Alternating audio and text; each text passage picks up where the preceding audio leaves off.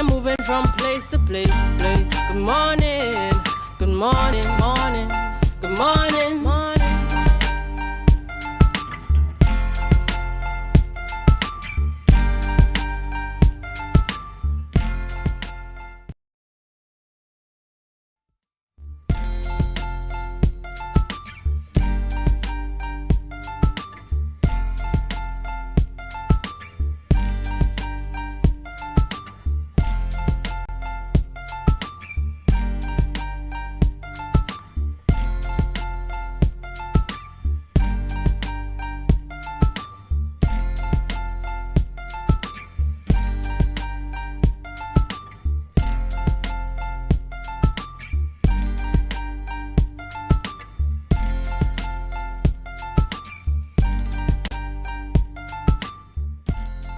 Viewers, good morning and welcome to the Tobago Updates Morning Show. Today is Thursday, the 13th of August 2026, and as usual, we are coming to you live from the Port Mall in downtown Scarborough, Tobago. And when I say we, I mean myself, one of your hosts today, Miss Jolie St. John, and I'm also joined by a guest youth host this morning, so I'm going to allow him to introduce himself and talk a bit about why he's here. Good morning, Tobago. What a pleasure it is to be here this morning. I am Zishan Loveless and I am pleased to be your host this morning on this Youth Week at Tobago Updates as we celebrate International Youth Day under the official theme, Different Contexts, Common Aspirations. Yes, and of course it's a pleasure to host alongside you today. As usual, we would have had a couple guest youth hosts gracing our presence this week, and today you are the one being featured. But of course, viewers, we must recognize those of you who are joining us from all over Tobago, all over the Caribbean, all over the world. Whether you may be viewing our program on Digicel, AMPLIA or Flow, or perhaps you're viewing online via Facebook or YouTube. Wherever you are, we want to say good morning to you. Happy Thursday. It's almost Friday, almost the weekend, so we know that's anticipating all that is coming. As Zishan would have said, he's our guest youth host joining us this morning, and we're going to chat just a little bit about International Youth Day, which we celebrated here yesterday. But of course, these celebrations are going to last for the entire week. So Zishan, you mentioned the theme, different contexts, common aspirations, and as defined by the United Nations, a youth is someone who is between the ages 15 to 24. So I want to ask you this morning, given that we know who is a youth and the theme that we are celebrating this year, what do you believe is a common misconception or misunderstanding that older heads, the older generation, may have about our generation, the youth of today? I think one of the misconceptions about youth today is that we are naturally lazy or we lack care for the future. But in fact, Julie, research has shown that young people are engaged in social and political issues affecting them in their daily communities. So indeed, we are involved in what is happening around us. And I think that is a misconception that I often observe a lot. And it's a misconception that I hope the youth of Tobago and the youth of the world continue towards, not proving the older generations right. But, we don't want to get too much into the discussions. We have a lot in store regarding youth today. So at this time, we're going to switch over to the news in 90 seconds. Unity of the People political leader Nkosi Phillips has written to President Christine Kangaloo requesting intervention regarding representation for the electoral district of Mason Hall, North Maria. Phillips is pointing to the Tobago House of Assembly's regulations on member absences. UTP has requested clarification on Assembly member Ian status and called on the President to fix a date for a by-election to ensure that the constituency remains represented. President Kangaloo, however, is temporarily out of the country, and the Senate President Wade Mark is performing presidential duties during her absence. Meanwhile, the Trinidad and Tobago Police Service continues to roll out comprehensive security operations across the islands ahead of the patrols, joint maritime coverage with the Coast Guard, and targeted traffic exercises will be deployed to manage major crowds, maintain public safety, and streamline traffic flow during the annual boating event. And finally, The National Lottery jackpot has rolled over to an estimated $18.5 million for the upcoming draw on Saturday, August 15th. The increase followed the August 8th drawing, where no ticket matched all winning numbers for the $17.2 million prize. Viewers, that brings us to the end of our news in 90 seconds for Thursday, 13th August 2026. Tune in again at 6:30 p.m. for our full newscast, and be sure to head over to Tobago Updates Facebook page to cast your votes in our daily poll. So, Zishan, as mentioned yesterday, we celebrated International Youth Day, but of course celebrations continue throughout this week. And as we mentioned celebrations, we have to highlight our viewers who are celebrating birthdays today. Of course. So at this time, we're going to go over to our birthday shout-out segment. So first and foremost, we have Mr. Glenford Wilson, also known as Mafia, celebrating a birthday today. We hope that you have an enjoyable and blessed and productive day today from the Tobago Updates team. We hope that he does. And next on our list is Miss Natalie Henry. We also hope that your day is filled with lots of celebration from the entire team here at Tobago Update. We want to wish you the happiest birthday of all. And we pray that your celebrations are fitting to your liking and that you enjoy all that today has in store. Also celebrating her birthday is Miss Tracy Stewart. We hope that you have a blessed day filled with love and joy from the Tobago Updates team. And please ensure that in all that you do, you maintain a safe, you keep safe in all that you do. Alright, and our last birthday for this morning is Mr. Peter Glenn Leslie. And not only are we wishing you a happy birthday from the entire team at Tobago Updates, but your happy birthday greetings also come from your mom, Pamela Leslie, your siblings, your children, and your cousins. Cheers to the life we live and the love we share. Happy birthday to you. And although our birthday greeting list is short this morning, we want to say happy birthday to all viewers who may be celebrating a birthday. Regards to you as well if you are celebrating any other milestone, an anniversary, perhaps a significant occasion within your family. And those of you as well who are joining us who may not be feeling your best or maybe battling some unfortunate life circumstances, we also want to extend our regards to you here at Tobago Updates. And of course, if you missed a chance to be shouted out on our birthday greeting list, you have the opportunity for the rest of the week and moving forward to send us a picture and the name of the celebrant, and of course we'll be sure to shout you out. Now, we have gone through a bit of proceedings thus far for the morning, but of course we must go to a break at this time. But before we go to the break, we're going to go through and give the viewers an idea of who to expect on our program today. Our first interview this morning is going to be with guests Yankee Murray, Chairman of the Elmans Foundation, and Mr. Xavier Eastman, Secretary of the Elmans Foundation, and they are going to be chatting with us about the Stand Against Gun Violence Football Mania 2026. Following these two guests, we are going to be joined by Siobhan Mejias and Jade Mejias. They're going to be talking to us about their book launch and their community project as part of their We Are Superheroes TT non-profit organization. And lastly, we are going to be chatting with Mr. Daniel Wilson, a youth from right here in the Tobago space who is an attorney in waiting. So we're going to hear all about his journey and the pieces of advice that he has to share for fellow youth. So of course, our program is very packed and I'm sure you don't want to miss anything that we have in store. So stay tuned to Tobago Updates and remember to share the live, share the live, share the live.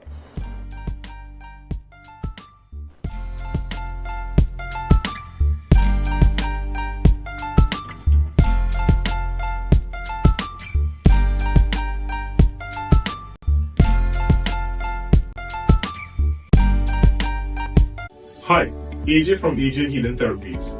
I've been with you on this healing journey for some time now, and I've asked myself, how can I make you feel better? Make your healing experience last longer and make you feel like yourself again. So I've evolved. Alongside chiropractic manual therapy, I've added technology that works with your body. I have PMF frequency, infrared sauna with jade zone and tourmaline, deep frequency, tuning fork sound frequency, red light therapy, and the vibrational plate. You will feel better. You will sleep better. You will move the way that you would love to and enjoy your own body once again. So if you're really fed up on that head pain, neck pain, shoulder pain, elbow pain, wrist pain, knee pain, back pain, and ankle pain, give us a call at 353-4452. We're your partner in healing for life. Coconut's Cafe, the buffet restaurant that specializes in all your tasty local dishes. For breakfast and for lunch. Breakfast includes coconut bake and sada roti, served with chokers, buljoil, and sausages in tomato sauce. Not forgetting beef and cheese pies, shepherd's pie, macaroni pie, and rice in various styles. Meat served in a variety of flavors, garden salads, and pasta salads. All this accompanied by fruit juices, coconut water, your choice of a great combination to appease your taste buds. So call us today to order, as we are here to accommodate your busy schedules or if you are having a cooking day off. The Caribbean is more than just a place. It's a spirit, resilient, vibrant, and full of possibility. Rooted in connection, driven by community. It's who we are and the heart of everything we do. For over 150 years, we've been right here, invested in the Caribbean, its people, and its progress. And today, we're going even further. Liberty Business, rooted in the Caribbean, committed to you. Okay. 335, 336, 337, 338, 339. Counting on your fingers again. No wonder you lose your business. Grandpa, thanks for helping me start over. You not lucky in business, you know. As a child, you tried to sell hog plum. That failed. As a teenager, you and your boyfriend tried to break into the jewelry business. But hey, where that boy end up? He live in Aruka in the Grove. The golden one. Oh, child, if you want to get into business, you have to have your financial records intact. But hey, do you know your numbers? Of course, 624-333. No, child, your numbers, your ratios, your equity ratios. You have a financial handicap. What? You need to see somebody about that. Anderson. Who? Anderson in Trinidad and Tobago, they offer tax and accounting services. They know about financial management. Grandpa, I started this business with nothing. And nothing is what you will end up with unless you call Anderson Services. Here. Okay, this card is nice. Yeah. What's this? Your rental fee. Have business will pay rent. Hot and groovy in the soca party.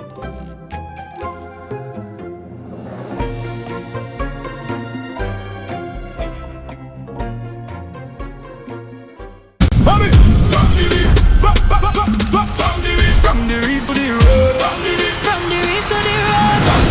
From the reef to the road. Tobago calling. Sweet vibes, sweet wine, everybody falling. We bring the culture straight to you. Tobago updates, we keeping it true. Oh gosh, Tobago updates. On the screen, here we go. You're home for October, can't even show. From the big stage shine to the valley road line. We bring Tobago to the world in real time. Tobago updates. Tobago updates. Carnival 2026. We said the pace.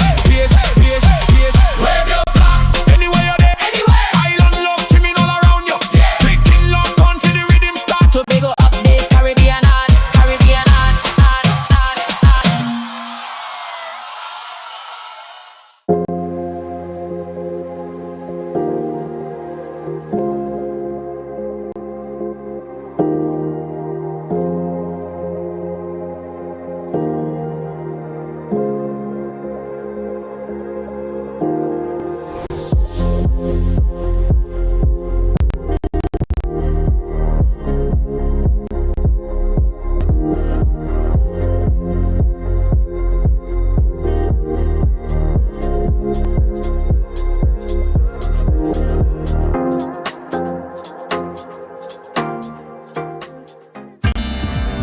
I will tell anybody with a child with Down syndrome to, look, search for the children's skill. Don't keep them back. Don't, it's not what you want them to do. You have to see what they are capable of doing and push them, love them, because they are really sweet children. They are beautiful children. they can teach you how to be a better person, a better parent. Be viewing Caribbean Medical TV on this station. It's a different type of thing down there. And we party till we drop down there. With a lot of pretty girls down there. Down in Tobago. Welcome to Tobago Glass Supplies Limited, where innovation meets excellence and service reigns supreme. Our commitment is simple: to provide high-quality, innovative aluminum, vinyl and glass solutions for both commercial and residential spaces.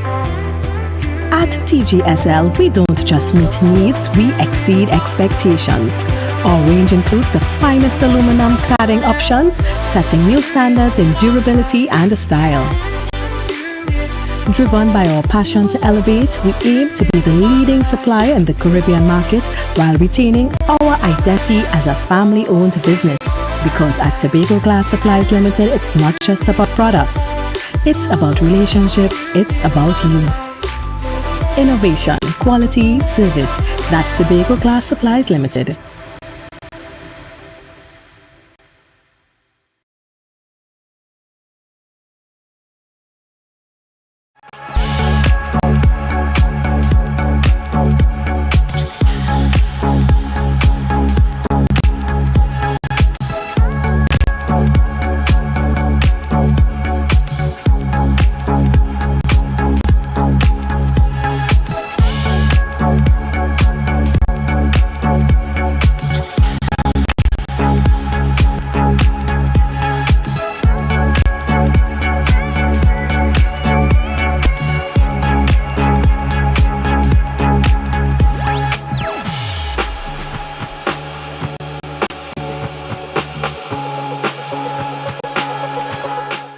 Our world is filled with rhythm. Rhythm that's unapologetic, infectious, timeless. Rhythm is commitment in action. It's how we show up for each other with unrelenting support that goes the distance. Rhythm lives in the tiny beats of our most intimate moments and the seismic roars of our biggest achievements. Rhythm is resilience in motion. So even when things go out of sync, we do what it takes to bring the rhythm back. At Flow, we understand your rhythm because we live it. That's why we're dedicated to building a network as resilient as you, with a team of familiar faces working every day to keep you on beat. You're at the heart of everything we do, and our commitment is to keep your rhythm flowing, no matter what.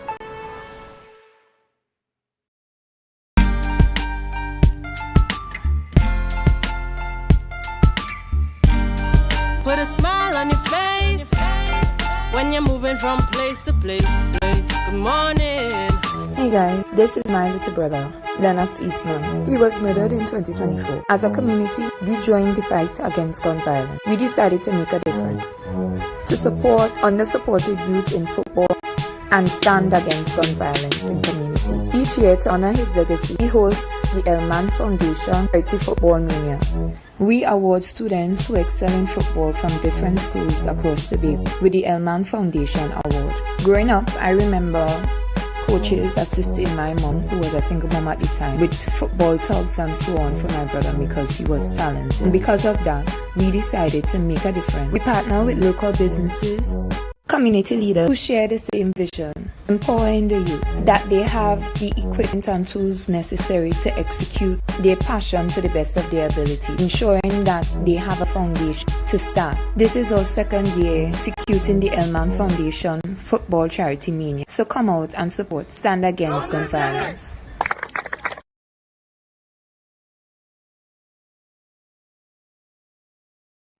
Viewers, welcome back. As promised, we are joined by members of the Elmans Foundation, and chatting with us in studio this morning is Ms. Janelle Eastman, Vice Chairman of the Foundation, as well as Ms. Xavier Eastman, Secretary of the Foundation. And this morning, as you would have seen, they're going to be chatting with us about their Stand Against Gun Violence Football Mania 2026. So good morning to Xavier, good morning Janelle, and welcome to Tobago Updates.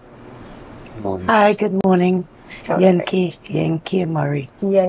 My bad. We are joined by Ms. Janelle Eastman and Ms. Yenke Murray.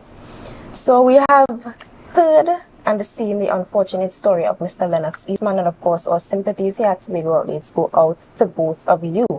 Tell us what inspired you to use this story and turn it into such an inspirational foundation and movement. Well,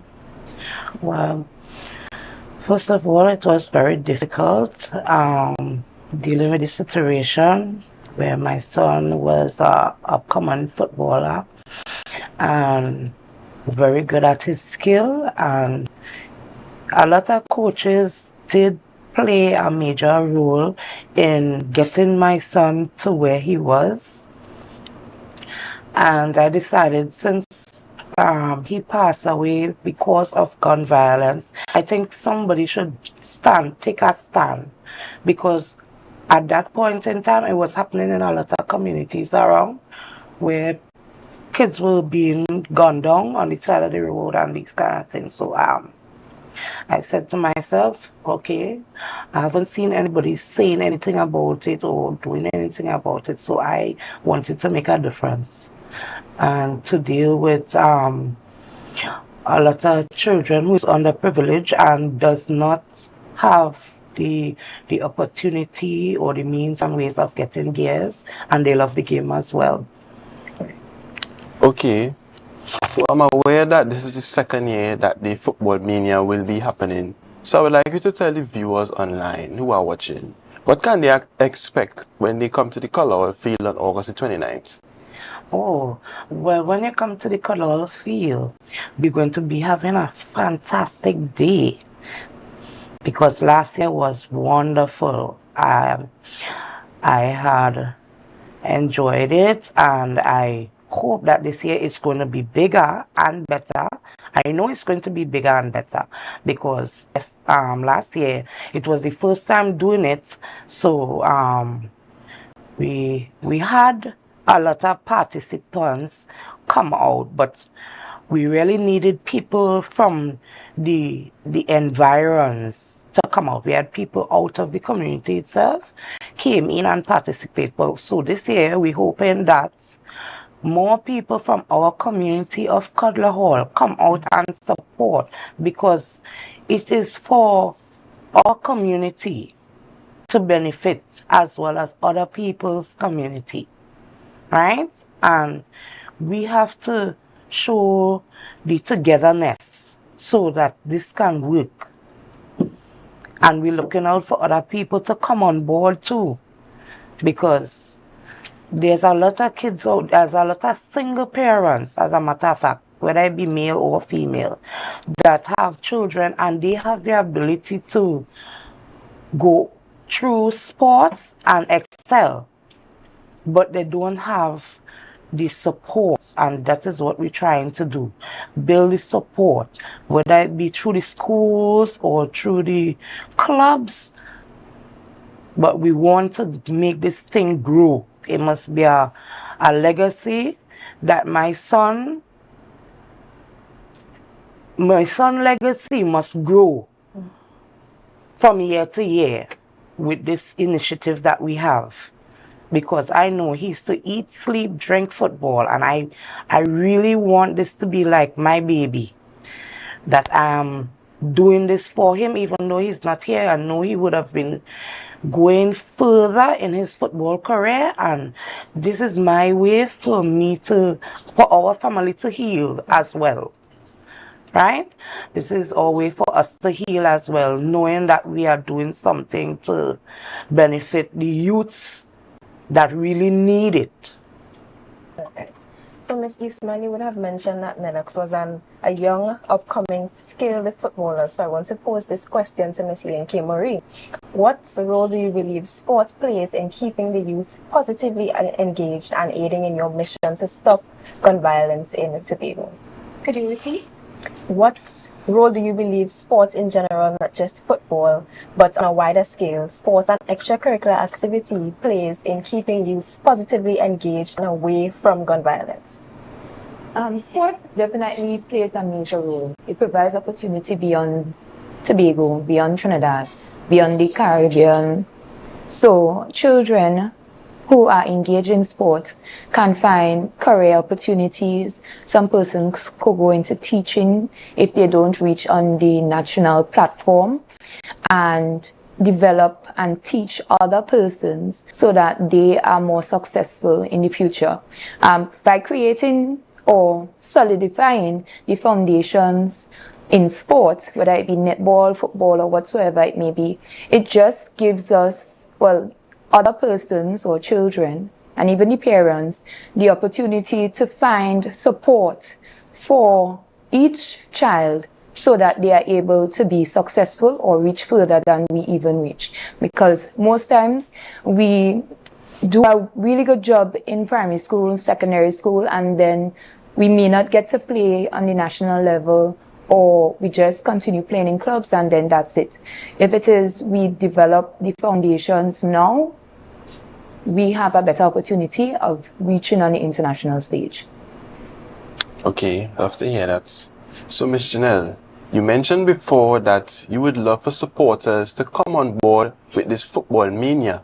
Now, I would like you to tell us, for those online watching who may be interested in supporting this wonderful initiative, how can they contact the Elman's Foundation Committee to show their support? And what message would you give to those online who are potentially thinking about investing into this venture?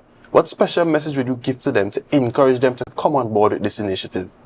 Okay, well, we do have the Elmon Foundation registration form. It's also on Facebook, Instagram, and on TikTok with our telephone contact. You just have to go on any one of these social media and pull up Elman Foundation, and you will get all the information you need to get to come on board. If you want to be a coach, because we also would be starting a program where we would be having young footballers training soon. So we're looking for people who want to volunteer to be coaches, or it have people who would like to support the foundation by donating gears. Yes, you can also do so. So there's a lot of opportunities, and there's a lot of information you could find out on the Elman Foundation page. Okay, love to hear that. Thank you for sharing the information. I know the viewers online would be inspired by what was just said, and they will reach out to you to contact you to support this initiative. Now, Ms. Janelle, yesterday we actually celebrated International Youth Day. So I would like for you to give a message to those young Tobagonians, particularly the footballers who may be watching this interview this morning. What message would you give to them to encourage them to continue doing what they do best, which is playing football? I would like them to know that there is no limit. Once you put your all into what you love, which is football, you just keep reaching for the skies. There is no limit to where you can reach. Alright, so I want to thank you very much for that word of encouragement. And as we seek to bring this interview to a close, because we have but a short time, I'm going to ask Miss Murray to just reiterate all the event details for viewers who may be watching and interested. Tell us the dates, the time, how can players and teams get involved, registration, if there's a fee, all the information that they need to know. Alright, so to take part in the event on the 29th of August, it's going to be hosted at the Color Hall Field. You can call 493-7351, or you can go on the Instagram page, Elman's Foundation with an L, LMAN-S Foundation on Instagram and Facebook. And you can get in contact with me or Janelle or Xavier Eastman for registration for the Football Mania. Besides that, on the day we will be having a fun zone, kids.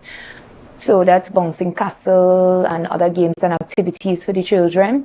That's $50 for the whole day. There's also vendors participating. We want to say thank you to our sponsors so far.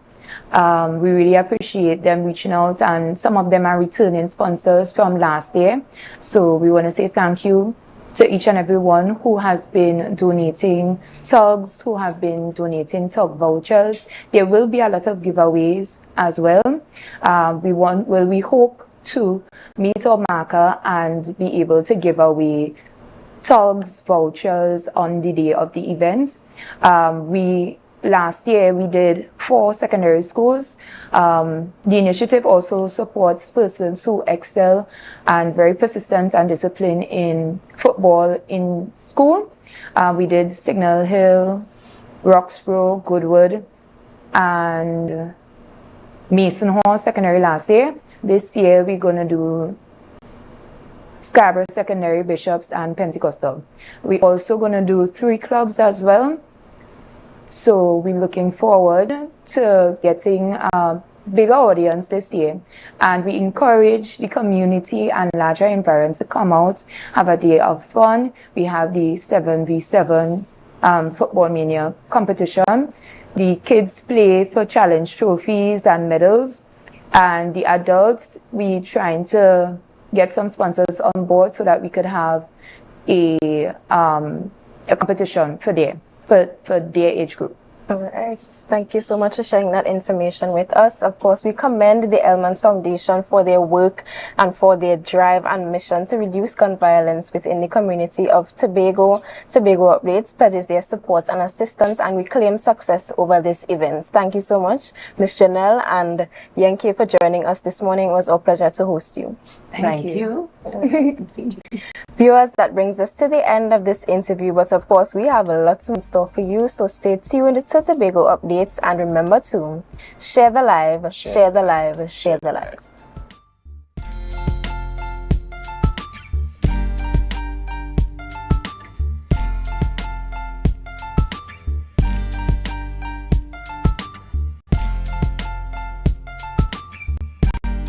The Caribbean is more than just a place.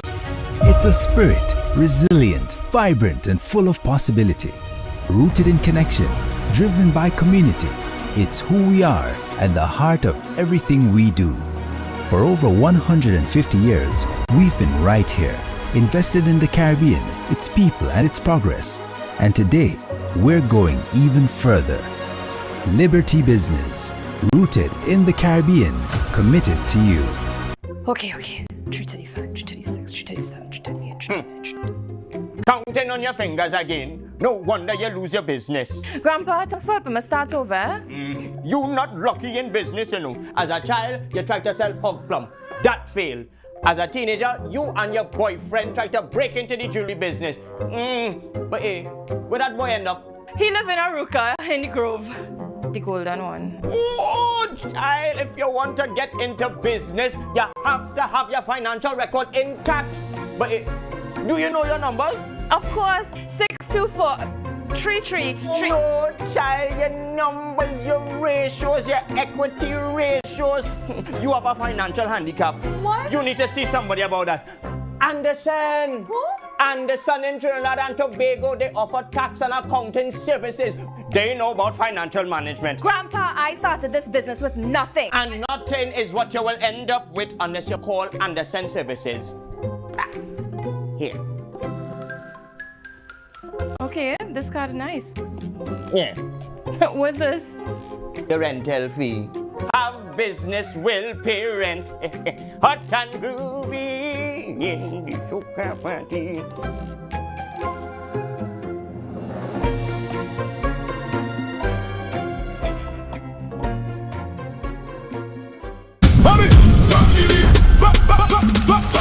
From the reef to the road. From the reef to the road.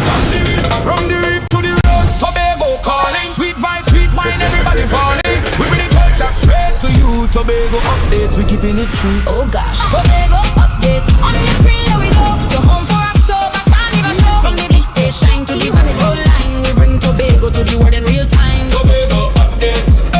Tobago updates. Carnival 2026. We said the pace.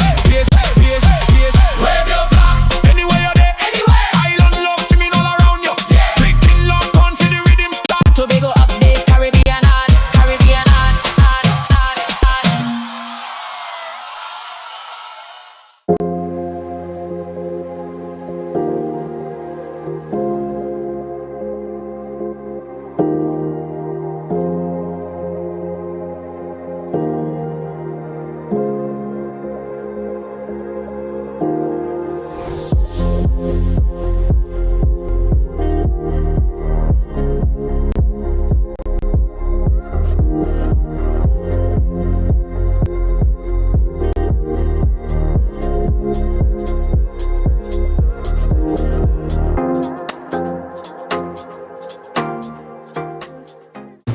Coming up, Barbados kicks off festival season with Crop Over, where you can live like a local. Moments of discovery and joy during Culinary Month in Antigua and Barbuda. Find that hero within you.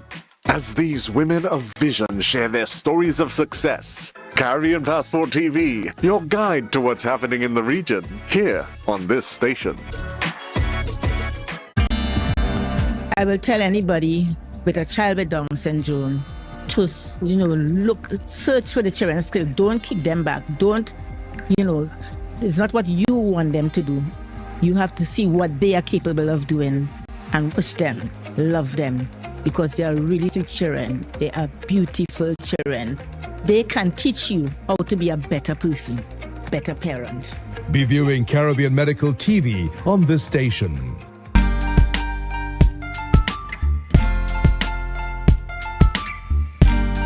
Put a smile on your face when you're moving from place to place. Good morning, good morning, morning, good morning, morning.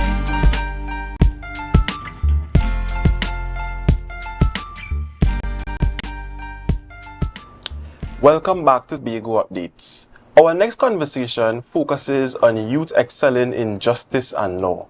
And I am pleased to welcome you to someone who is known to the Tobago space when it comes to success and leadership. So I am pleased to welcome you to Mr. Daniel Wilson. And for those of you who may not know, Daniel Wilson is an incoming attorney at law who will soon take the bar call in November of this year. He's also a past national scholarship winner in the year 2021, and he has made great impact across the island of Tobago, serving in many different leadership positions. So I welcome you to Mr. Daniel Wilson. Good morning, sir. Hi, good morning, Sir Sean. Good morning, Joel. It's a pleasure to be here. Good morning, Tobago. Good morning, Trinidad and Tobago. So, Daniel, your journey with law would have started a long time ago. I would like you to reflect on the journey and tell me how far you have come in the journey so far. So my journey in the legal field would have started, I think, at Bishop's High School, Tobago, where I was really unsure as to what career path I wanted to choose. And I know a lot of students share the same sentiments. And during my time at Bishop's High School, I really wanted something to challenge me going into university. So I said, hey, why not do the law? I was always interested in debating. I was an advocate, so I was already in this space. So I took up the mantle and I decided to pursue my studies at the University of the West Indies in Cayville, Barbados. And I think there it really shaped my perspective and worldview, not only on the law, but on the Caribbean experience and how we view justice, how we view the law. And the persons I met there, the experience I had, and just the lessons I learned, apart from the law, really shaped me into the person that I am today. I would have also completed my legal education certificate at the Hewden Law School in Trinidad. So the process is a 3-year undergraduate for the Bachelor's of Law, and then the legal education certificate, it's 2 years at the Hewden Law School. So I think the journey was really fruitful. It was definitely difficult, but in the end, I think that justice, I think that law, I think that serving and giving back to the community, especially those persons who really cannot afford access to justice, is really important, and I want to be a part of that conversation. All right. So, Daniel, yesterday we would have interviewed Miss Jenny Campbell, and she is a youth from the Tobago space as well who is pursuing her studies in the field of medicine. And I posed a question to her that I also want to direct to you today.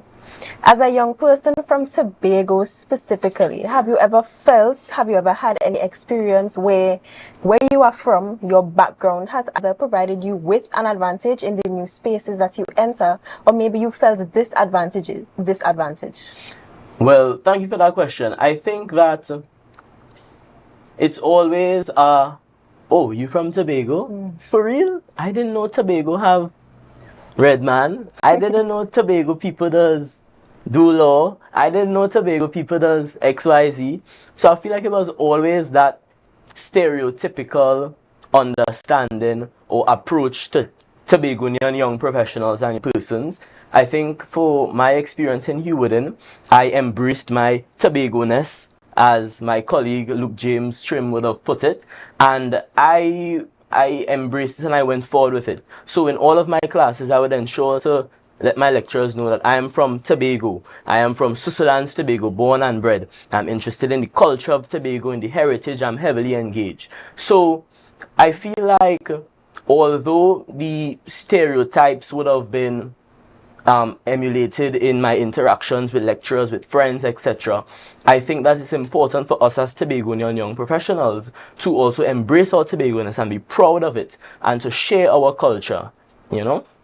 Love to hear that, Daniel. Sharing our culture and embracing that we are Tobagonian is indeed very important. Yeah. Now, Daniel, I'm aware that during your time at UWKville, you were also the president of the Trinidad and Tobago Students Association at a point in time. Yes. Now, tell me, having to battle all these extracurricular activities with your academic work, how was that like for you? And what advice would you give to persons who are also doing the same things for them to know to focus?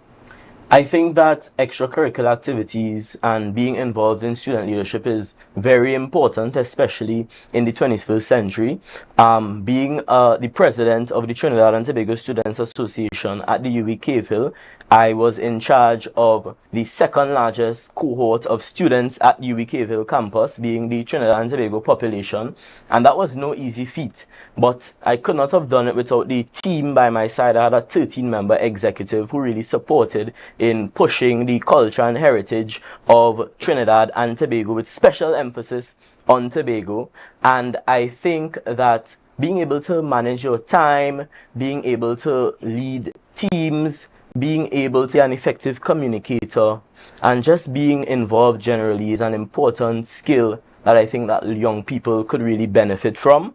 And it really helps with your academics because it really takes you away from the rigors of books. But it also helps you to have a better understanding of how people work, how the real world works, how to write a sponsorship letter, how to plan an event, you know. So I think all these skills are really important in shaping a holistic individual. And as you would know, as we all would know, in Bishop's High School, we preach well-rounded students. So I think that those leadership experiences really helped me and shaped me into becoming a well-rounded student and a youth leader for today. Yes, and Daniel, you would have just spoken to the youth, so now let's talk to the older heads a bit. You mentioned coming from Bishop's High School, and you have all freedom at this point in the program. Tell us, you have a shout-out moment. Tell us who were the mentors, the teachers, the family members that supported you, mentored you, and contributed towards your success along your journey. I think a lot of persons, and I apologize in advance if I forget anyone,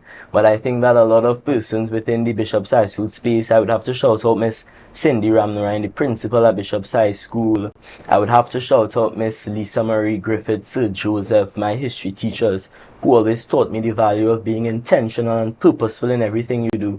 I would also have to shout out Miss Carrington, another history teacher of mine. I really love history, so I think that is important that you know where you come from so that you know where you are going. I also want to shout out my mom, my brother. The support system is also an important and integral factor in my success, from the scholarship, from pursuing law in a foreign country, and to coming back home and, you know, trying to get more engrossed in the legal career.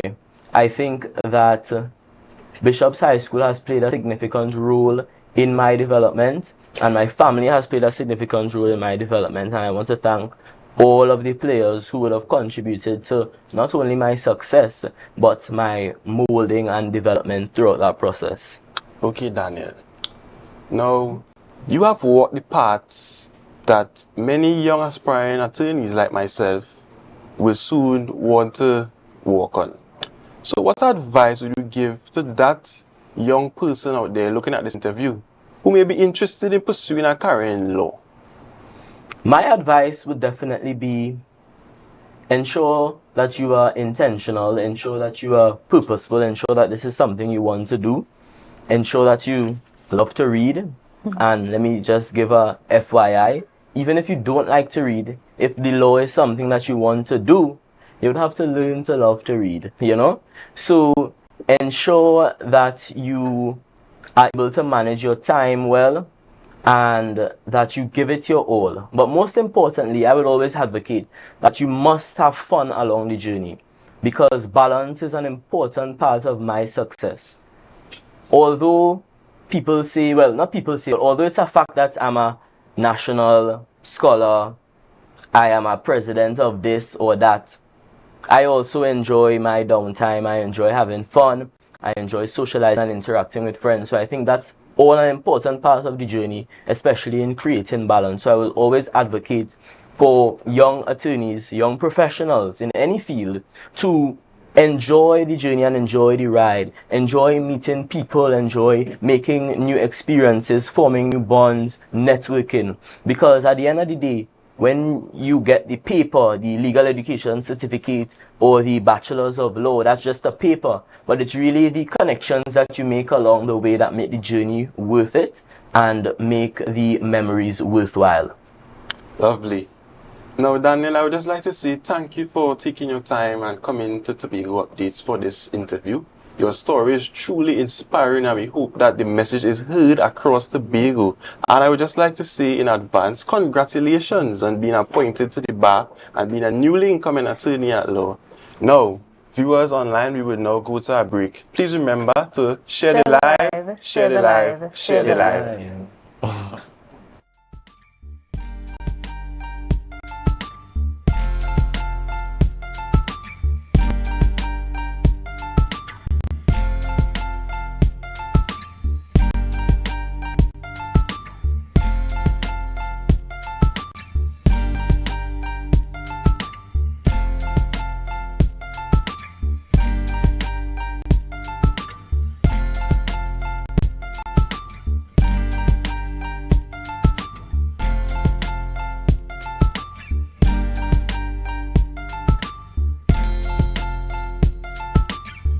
The Caribbean is more than just a place.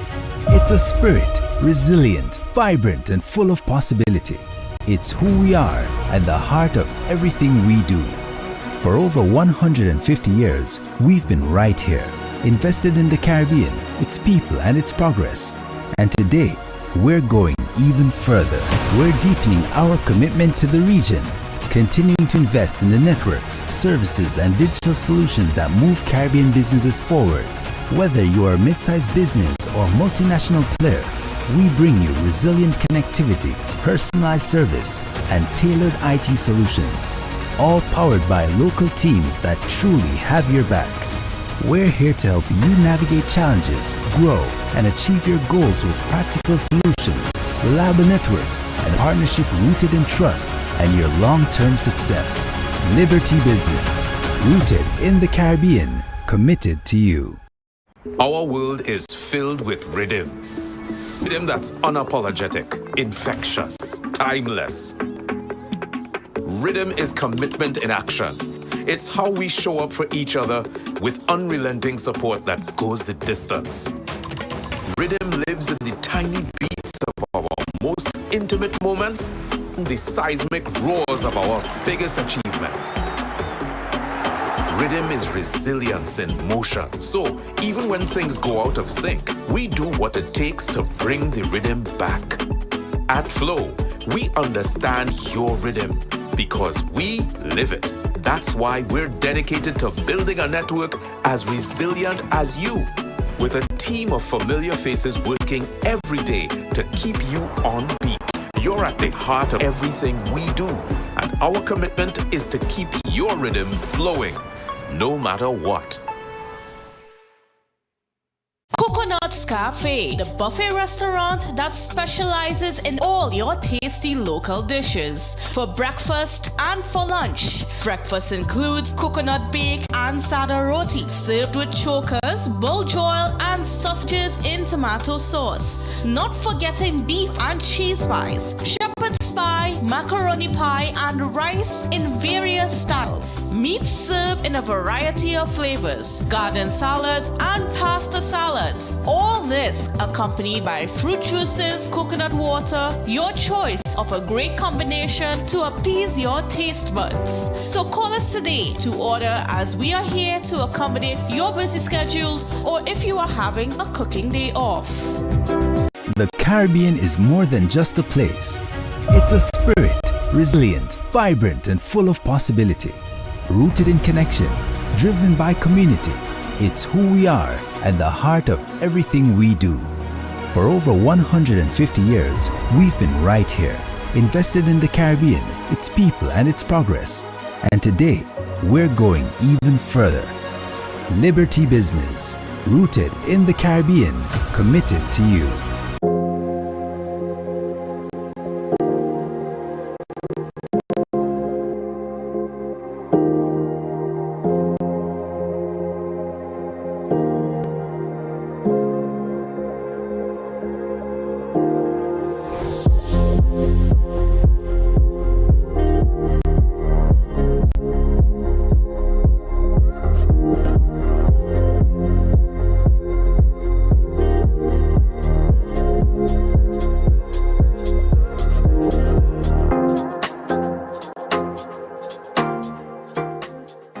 Okay.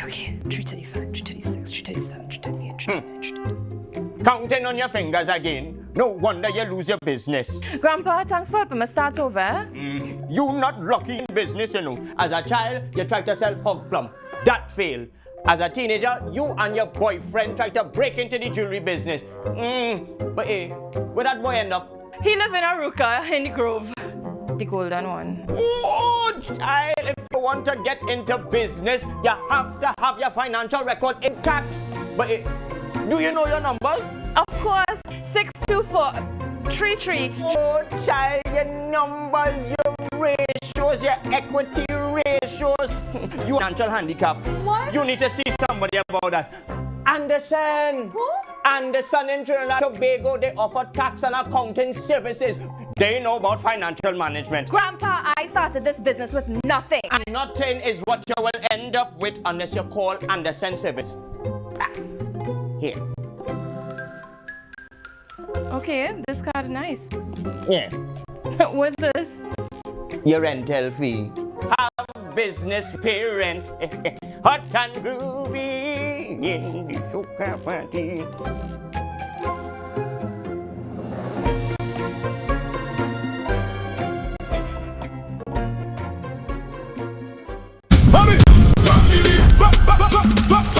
From the reef to the road. From the reef to the road.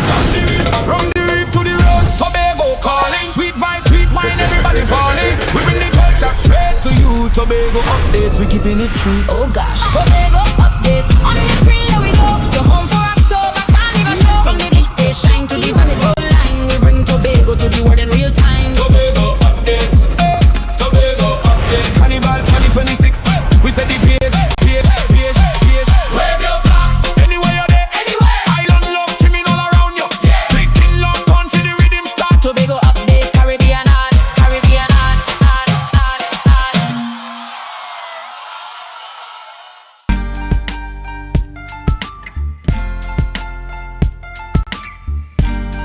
Put a smile on your face when you're moving from place to place. Good morning, good morning, morning, good morning, morning.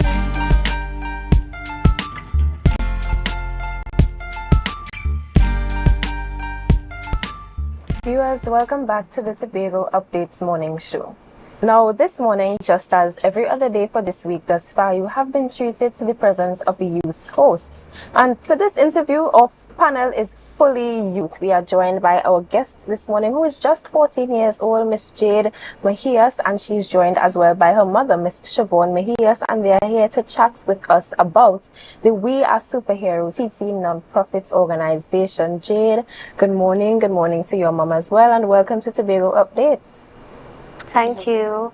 So I'm going to pose the first question to you. You would have written My Superhero, Why I Love My Afro Hair at just 11 years old. So tell us, at such a young age, what was the entire inspiration behind your book? Okay, well, when I was around 7, I used to watch a lot of YouTube with people who had straight hair, and not many people had my hair type, so I would compare myself to people who had my hair type, who didn't have my hair type, sorry, who had straight hair, and I wanted to have straight hair too.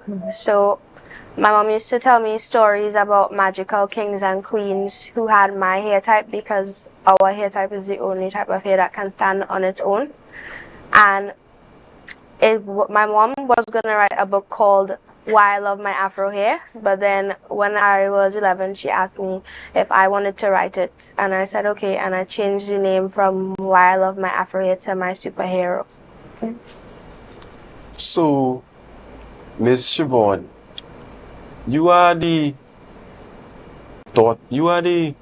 mother of this young lady who would have wrote this book. So I would like to ask you, what message do you hope that young people and even those supporting across the island of Tobago take away from this book? Good morning, everyone. Thank you for that question. I hope that everyone takes away that I am enough. I am beautiful just as I am. My hair is magical, no matter the texture, the type. Even though the book is even written for the Afro hair type, it really applies to every child that may have some sort of insecurity about anything, really. As you read the book, you realize it goes much deeper than just hair. But I hope it would empower the youths in Tobago and around the world to know I am good enough. I am beautiful just as I am. Yes, and we're going to direct the next question to you as well, Ms. Siobhan. This book has now evolved into the My Superhero Back to School fundraising event.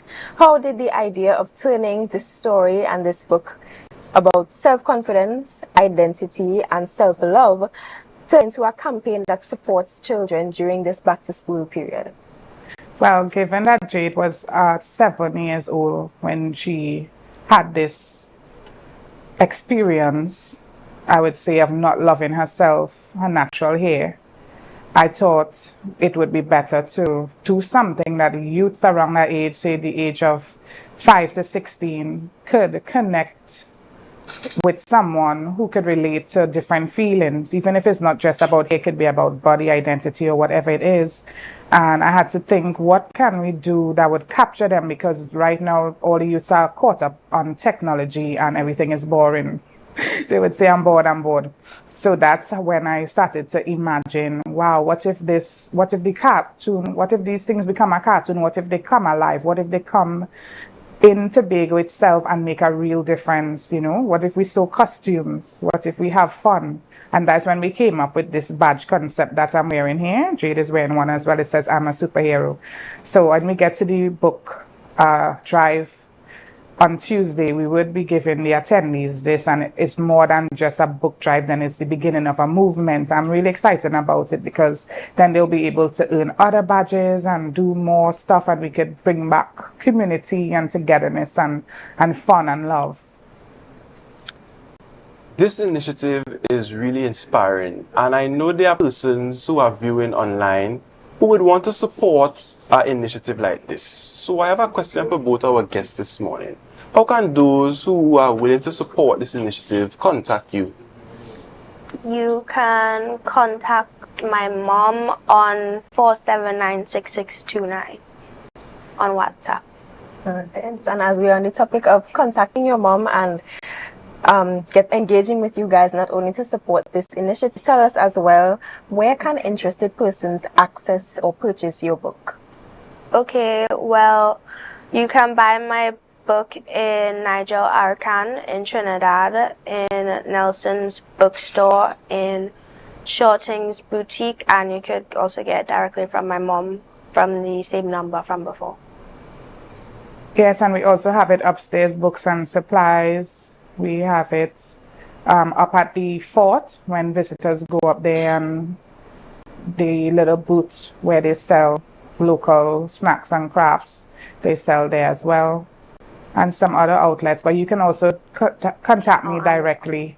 We actually are selling some books right now because during the back to school drive, I discovered like some parents really have a need for like vests and tights and shoes and that kind of thing. And I said, well, any books that I sell from now until the end of this month before school opens, I would contact those parents and we'll go, go buy some shoes, go buy some socks and that sort of thing. We need finances to make it happen, but we do have a product in our hand that is equivalent to money. We also had a lot of support as well from the business community and other companies that gave in-kind donations as well. So even if you don't have finances, you have extra pairs of socks, you have tights that has still new but too small, you could still reach out to us and we could take it. It doesn't have to be money only, it could be in kind as well. Yes, and I'm glad you mentioned that because I was just about to ask for persons who are wondering what exactly must they contribute. I saw that you are hoping to help 40 students return to school with confidence and with the materials that they need to have a successful school year. So just give the viewers an idea of your target listing. What exactly are you hoping to achieve or receive as possible donations? Okay, so far we have secured the 40 bags. We have the book bags. We did not secure all of the stationery as yet, but we are going to be going to Office Express on Saturday, God's will, that's uptown, and hope to receive finances between the next 2 days. To do it. That's just fate, right? And so we will go there and receive all of the stationery, and from there we would work on the snack boxes, right? So we have Cad Supermarket giving us like the cheese and the tuna and the things we need to make the paste, but we still need to get like water and like juice, like those kind of refreshments.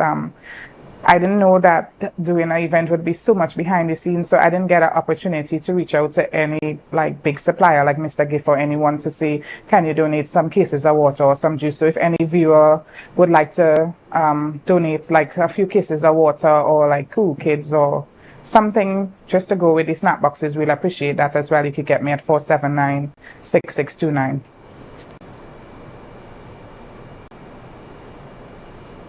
All right, so Jade, we're going to seek to close off this interview now, and I'm going to ask you to end by giving us a piece of advice for the young girls, even the young men as well, who may be struggling to love their hair or self-love in general. Give us a closing piece of advice that you'd say to encourage them on this journey towards loving themselves.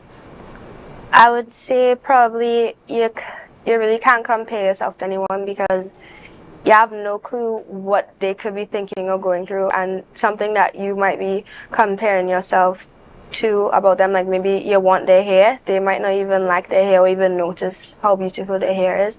And everyone is beautiful in their own way, and you don't need to compare yourself to social media or be jealous of people. You could just, even if you don't think that you're beautiful, you really are.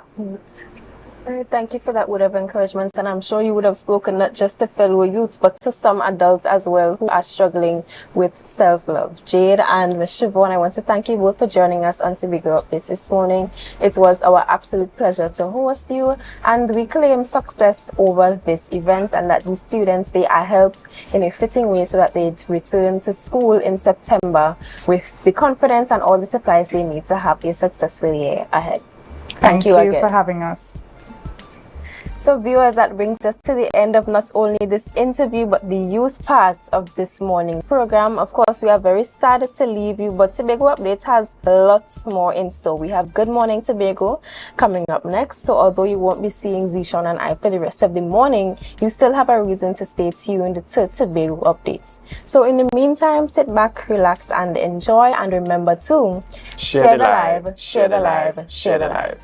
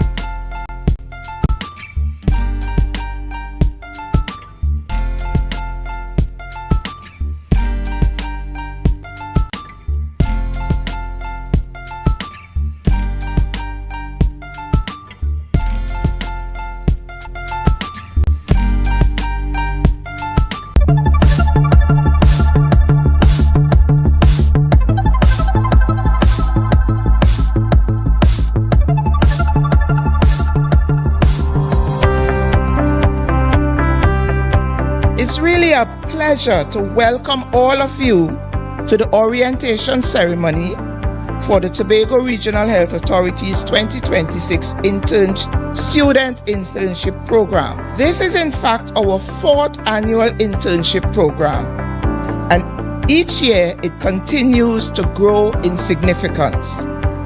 Over the next 8 weeks, from today right up to August the 21st, you will not only observe the work of healthcare, you will experience it, contribute to it, and hopefully be changed by it.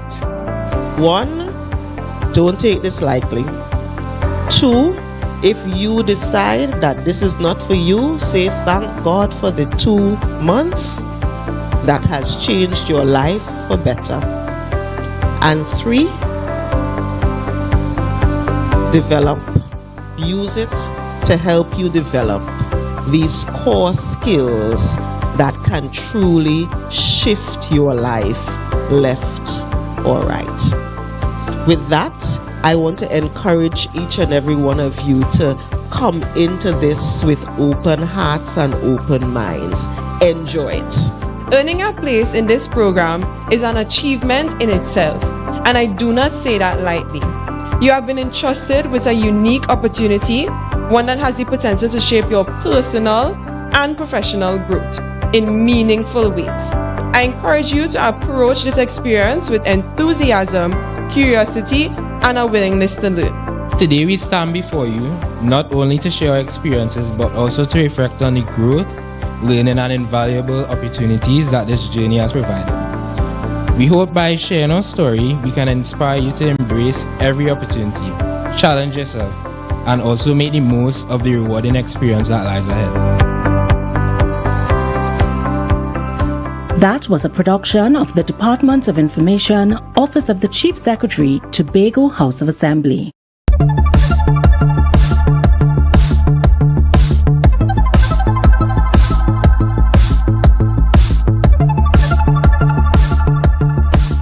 Congratulations, you're in the glory of God.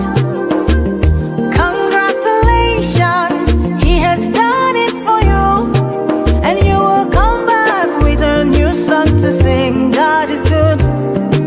Yes, you will come again with a new song of praise. God is good. What we are seeing here today, I was in Tobago before when she had it in the ground. There's no greenhouse, it was just a concept. And seeing it today, it's exactly what we wanted from the innovation project, to be able to see scale up, employment, looking at that substitution when you talk about importing food. I think we're really on our way. The owner of PEB's Prosperous Hands actually did approach the business development unit for a loan. So we do have a loan program specifically for very critical sectors in Tobago: agriculture, tourism, and digitization. And I found it very important for us to invest in this initiative, and I can say for today that we feel a sense of pride having invested in this project and seeing it actually come to fruition. We are very proud to be able to have an accomplishment that we can show to the Tobagonians as one of the things that the Mega Farming Development Program has successfully collaborated on. The Mega Farming Development Program is really tasked with the optimal utilization of state lands. What you see here today is a representation of my determination, resilience, faith in God, persistence, and I am so proud of where I've come from, what I've been through, and I just continue to give God all the glory, all the honor, and all the praise. I want to say a special thanks to my spiritual covering, the Ramdials. Special thanks to my friends, family, destiny helpers, and all those who sold into this vision for PEB's Prosperous Hands. Congratulations, no more tribulation. That was a production of the Department of Information, Office of the Chief Secretary, Tobago House of Assembly. You're viewing Tobago Updates Television, your exclusive gateway to Tobago, broadcasting the beauty of this island paradise to the world.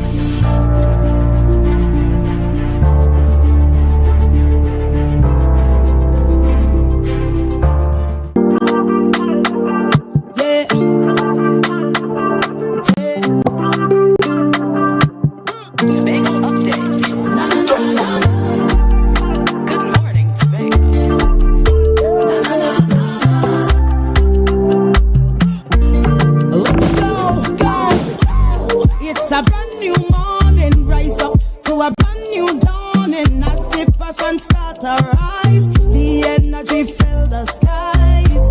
I say thanks for favor to wake up and hear my neighbor. 60,000 people strong and the vibes is never wrong. We are beauty, we are power. We are people in the sun. We are beaches, we are rivers. We are melanated ones. We special and there is no denying. Tobago is number one. I am you and you are me. Together we stronger. Good morning Tobago. Good morning Tobago. Good morning Tobago.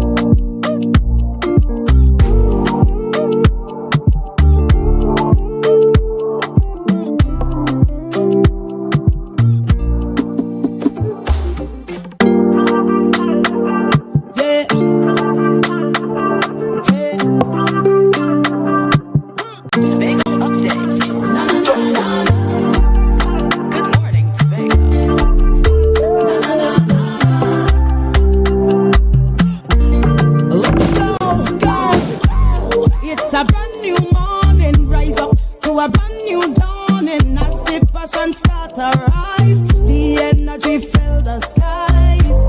I say thanks for favor to wake up and hear my neighbor. 60,000 people strong and the vibes is never wrong. We are beauty, we are. Good morning, and welcome back to Good Morning Tobago right here on Tobago Updates, ladies and gentlemen. I am your host, Chanel Felix, and you know, whenever you see me sitting here, it's because we're about to have those conversations that you want to have, but I ask those questions that you want asked. And this morning, we're definitely going to get into some interesting conversations. But before we do that, let's have our news in 90 seconds. Unity of the People petitioned President Christine Kangaloo regarding a potential by-election for the Mason Hall North Mariah seat. The UTP has requested clarification on Assemblymember Ian Pollard's status and called on the President to fix a date for a by-election to ensure that the constituency remains represented. President Christine Kangaloo, however, is temporarily out of the country, and Senate President Wayne Mack is performing presidential duties in her absence. Additionally, the Trinidad and Tobago Police Service continues to roll out comprehensive security operations across the island ahead of the upcoming Great Race Weekend. High visibility patrols, joint maritime coverage with Coast Guard, and targeted traffic exercises will be deployed to maintain and manage major crowds, maintain public safety, and streamline traffic flow during the annual boating event. And finally, the National Lottery jackpot has rolled over to an estimated $18.5 million for the upcoming draw on Saturday, August 15th. The increase follows the August 18th draw, where no ticket matched all winning numbers for the $17.2 million prize. And that was our news in 90 seconds. Ladies and gentlemen, we'll take a quick break right here, and we'll be back right after this. See you soon. There is no denying Tobago is number one. I am you and you are me. Together we stronger. Good morning Tobago.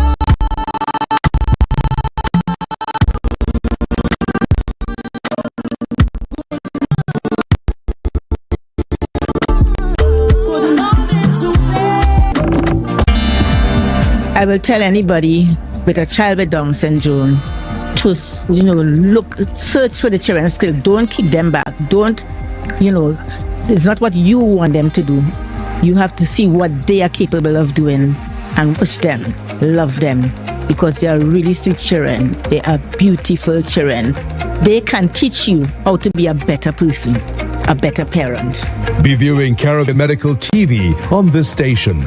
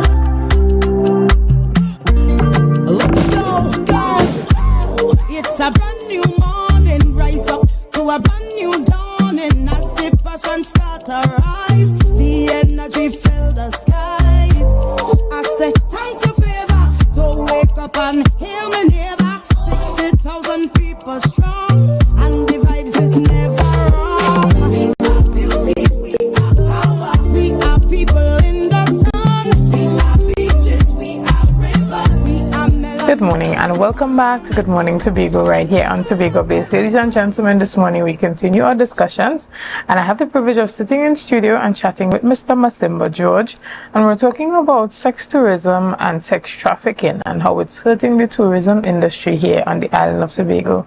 Good morning and welcome. Good morning. Right. Tobago is your son. Now, there were reports recently that a number of illegal migrants were arrested in Tobago, particularly females, some even under the age of 18. And in Trinidad as well, you had members of the Trinidad and Tobago Defense Force being arrested in connection with managing sex workers, mostly of Spanish descent. Some of them came to Tobago from Venezuela seeking a better life. And so this has been an issue faced on the island of Tobago as well, because we know a number of these illegal migrants enter illegally on the boats to Tobago searching for a better life. And so there has been the uncovering that there is an illegal sex trade or underground sex trade happening on the island. Tell us a bit about your knowledge of this, if you have any whatsoever. All right. So, well, first of all, I want to just address something. The main problem was the term sex trafficking. Right. So let me just go into a brief definition as I see it. Sex trafficking is moving one human, male or female, from one point to the next against their will, right, for sexual purposes, right?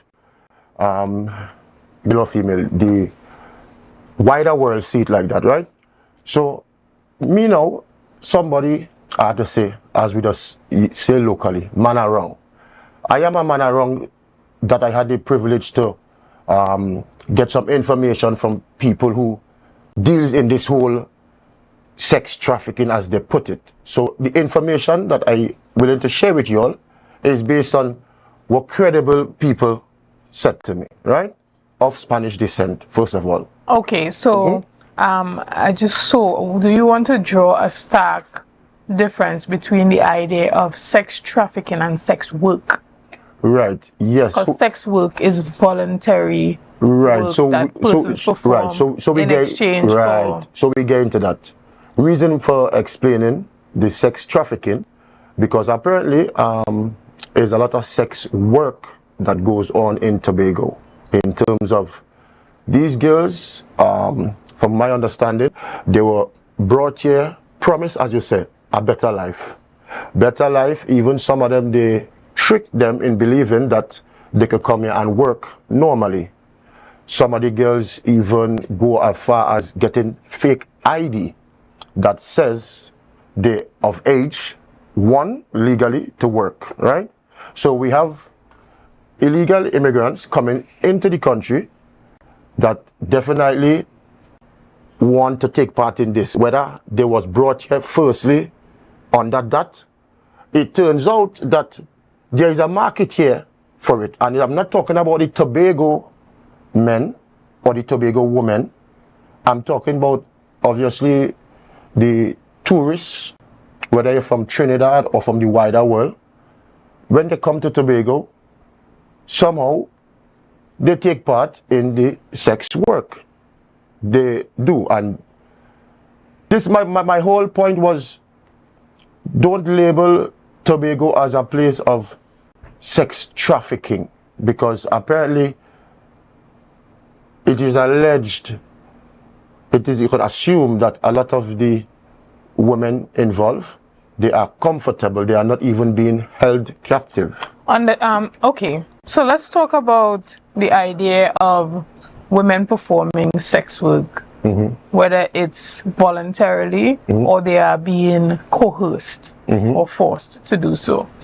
Not because a woman isn't chained to a house and isn't allowed to come outside means that she isn't doing it against her will, right? The fact that women are doing this as a means of survival and there isn't an alternative for them to make money legally in a way that they would feel comfortable with, raising their families, having a high level of self-esteem, dignity, having a career, being able to chart their way forward.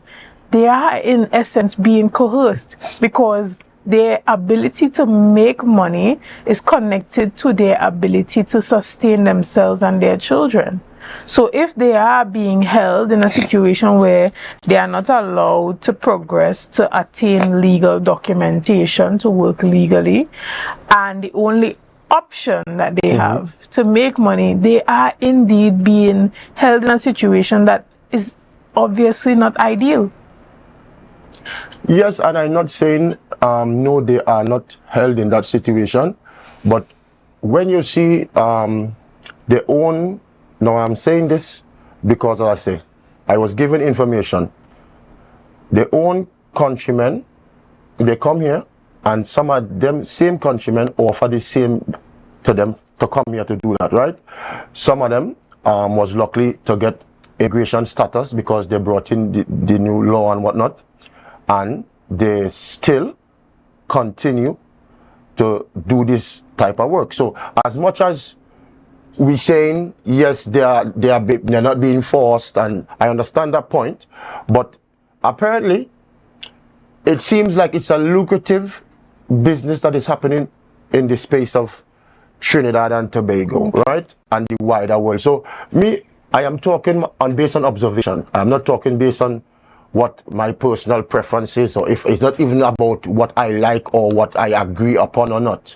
Is how I saw the post was damaging, which was the sex trafficking post. Understand. And now I just trying to see how this whole idea about sex tourism, sex trafficking, if it's affecting Tobago, what is the pros and cons? But we know it definitely has some pros and cons, and it's just how we Tobagonians deal with it, that the wider world don't receive this idea that we is a sex touristic island. Well, we are, okay, I understand what you're saying. So you're saying that even in reporting these incidences, we have to be careful that we don't market Tobago in a way where it seems like women are being exploited on the island and against their will. But let's take two things into consideration here. I want to bring validity to your point where you say there are positive benefits of sex work, whether it's a part of your personal belief or not, whether you believe that it is religiously or morally a good thing. There are parts of the world where sex work is considered real work, where the sex work industry is a regulated industry, where women pay tax, they are safeguarded, and they have particular provisions in place to ensure that they are safe. For instance, in the Netherlands, you know, there's a red light district in Amsterdam, and sex work is actually a part of the entertainment industry. But you cannot use that as a means of discrediting the fact that there are a number of persons who come here desperately seeking better, are promised one thing, and recognize after being here, even being underage as well, being under 18, that the only way that they can survive in this foreign country, not knowing the language, not having access to education, not having access to the basic human necessities, that their only option is to perform sex work. And the idea is that as citizens of this country, that when we see women who are at risk, that we can intervene, make reports, and try our best to stop women who are being exploited for sex. Right, and you see how you say that there? Let me go further into it, because it's not a one-sided conversation. There is no Spanish woman here who could talk for themselves to say if when the police or the, we call them the trafficking unit, intercept or pick them off of the street, are they taking them to a better life? Are they giving them job opportunities? Now, if they're illegal, what is the procedure? Are they going to get put in detention center and sent back home? Remember, these girls left their country for a better life, and I'm getting what you're saying, right? But we need to realize this. We are living in a world that is not on church group or church religion merits only. Everybody have to coincide in this little place called Trinidad and Tobago. Look, for example, we do something called Carnival, right? Carnival is the most, how do I say it, sex pushing activity that happens in Tobago or Trinidad. The costumes are vulgar, the men and them pants getting shorter and shorter. So I just saying to the wider world and the local Tobago people looking on, some of them might fully agree, but it's just to move with the time, and we have to know, is this what we're doing? Are we offering tourists that come here a full package? No. What? Let me talk now. What's something? You as a tourist, right? You come, there's different type of tourists. There's tourists that come for eco and the peace and the quiet. And then there's the tourists that come for activities. They want to go here, they want to party, they want to drink, sun, fun, Nyland pool, nighttime bars. What you're saying is valid, because even when you go to places like Thailand, right, you go to particular islands within Thailand where this type of thing, there is a sexual tourism industry, but is Tobago positioned to benefit from that in a mainstream way? Well, watch, everything that comes with tourism, we have to realize what we providing as an island. Are we just going to provide sea, sun and salt and little party and little bars, or are we going to realize the wider world is doing this and regulating it? So should we try to regulate it, that we do have this problem? But clearly, what's something again, right? Let me go back to these same girls that you're saying are being exploited and all of that. There are much as you're saying that, darling, they are in front of the most popular nightclubs in the nighttime, Monday to Friday. The police and them do go and shake them down. They don't seem to be interested in normal work. They seem to be getting their family in Venezuela or wherever they come from taken care of. Some of them even brought their family here. And the government offered them work. Some of them decide they find doing. No, I'm just talking based on observation, you know. Right. If we want to go and check facts, we could go and see the immigration list and see how much of them that was registered, and see who actually went and tried to get a normal job, right? There is no, one thing we need to know, there is nobody holding these women prisoners. Like to say, no, there's different type of prisoner. We have mental prison and we have the physical prison. There is no physical hold them, lock them up, treat them bad situation. They go out when they want. They be on the internet as long as they want. They have cell phone. They have drivers that take them. So much of money comes into this little Tobago space because of these same outsiders, you know, that we consider as sex workers or not. I'm not talking about the sex part, I'm just talking about in general. They go to the mall, they buy clothes, they use the taxi late night in the night, they go to the bars, the bartender make money and buy drinks. There's so much I could talk about to just put it out there. So it's not me just trying to say, who is me to tell Tobago people or the tourists or Trinidad tourists that come here, who is we to tell them what to spend your money on or what to do, what is enjoyment for you. Right. So and it's a tricky situation, you know. I understand everything that you're saying, but let me put it in this way. Even the fact that a very small group of persons benefit from sex work does not overshadow the dark reality of women who come to this island, come to Trinidad or go anywhere around the world and are abused and are held against their will. Now, even if you are saying there's a door that's open right there and you could walk out and walk in as much as you want, if a person doesn't believe that they can sustain themselves in any other way legally, they are still in a situation where they are trapped. Yeah, but so who is responsible for the trap? Who is responsible for the trap? Them seeking better life, they come over here, and then now Tobago, I want to tell you something. A lot of y'all might not get the close one-to communication with one to know how they in and out is, how they live, what is important to them, or whatever, right? But a lot of you all gain from them. I don't hear you all talking when they come in and staying in all your apartment and paying to rent. Nobody not bringing them there on the low and giving the money. Some of these girls are organizing themselves as a team, 4 or 5 of them, and they're renting place for themselves and doing sex work. So we as an island just need to point out what is really happening, and don't just try to, all right, we need to make some headlines with this sex trafficking thing, so let me use Tobago and jam them in the corner and make a whole scene. And they pick up 6 girls. 2 was underage, 2 they let go, and 2 I guess was illegal, right? From a whole big sting operation. There's a lot of girls that be out there, even guys. Why they not talking about the guys? Why they not talking about the guys who've been brought here under sex trafficking?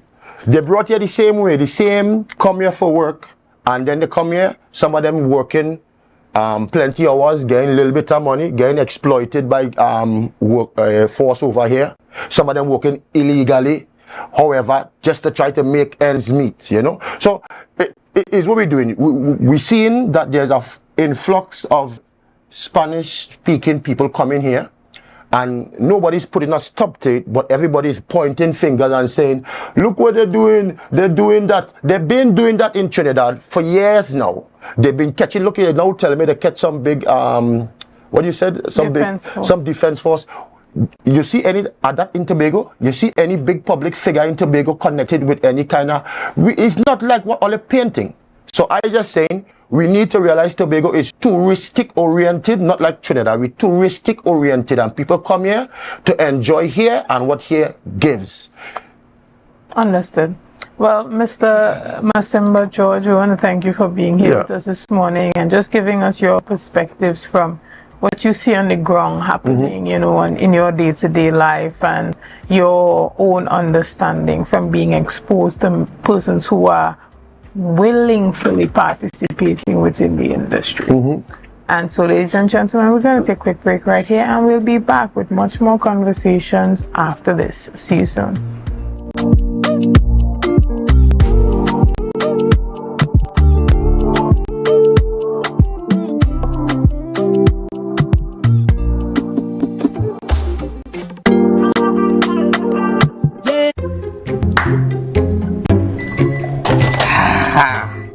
Nice. If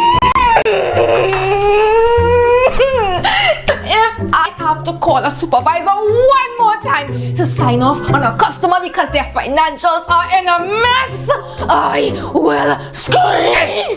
Don't scream in a bank. That have lockup in it. It's either they're not registered properly, or you know what? We could just forget about annual returns, right? Compliance is a bad word to most of them. All your compliance out of here.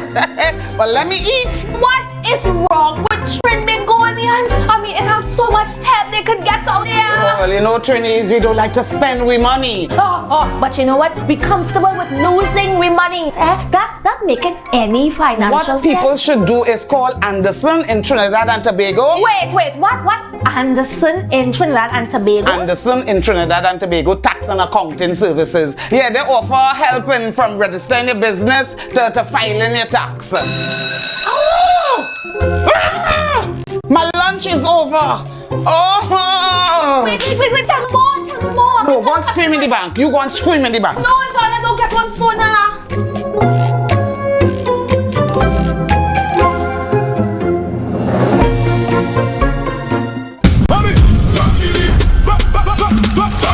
From the reef to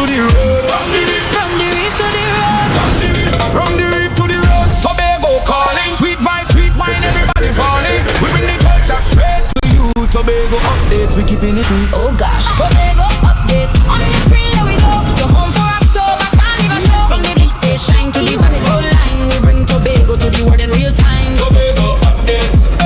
Tobago updates. Carnival 2026. We said the pace. Wave your flag. Anywhere you're there. Island love trimming all around you. Picking lock on to the rhythm start. Tobago updates. Caribbean art.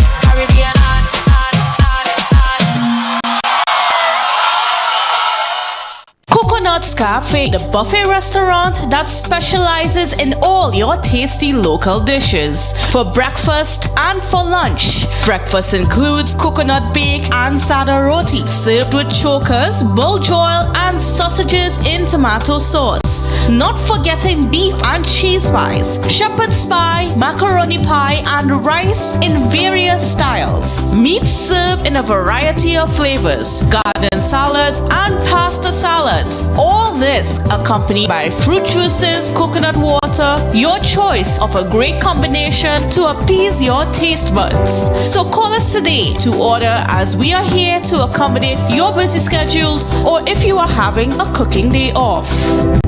And I have never ever tried anything from the dirt oven. Let's go to the backyard dirt oven on a Thursday. Here now, talk about authentic. On entry, I felt at home. I felt like I was going to visit my loving grandmother on a weekend. The kind of weekend where she showers you with love, stories, and food. This place is a home away from home. And just like I would do at home, I pop the question, what you had to eat day? And boom, coconut drops. Boom, bread.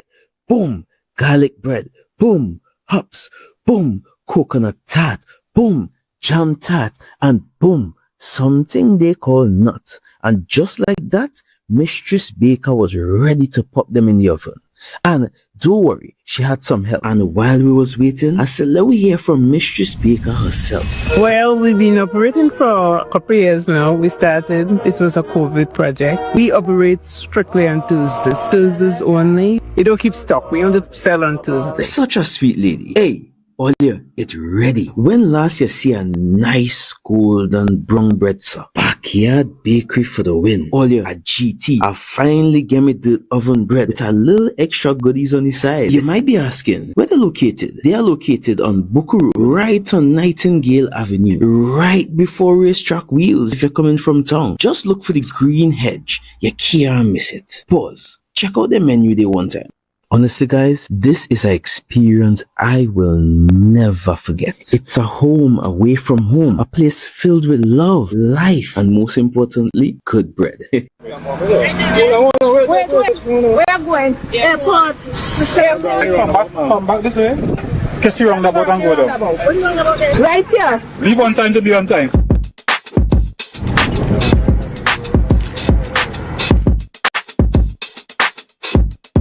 Today we are here at the new A&R Robinson International Airport, and we are doing a simulation along with the Airport Authority and the TTPS to do some observation for the traffic plan that we have implemented for the opening of the new terminal building.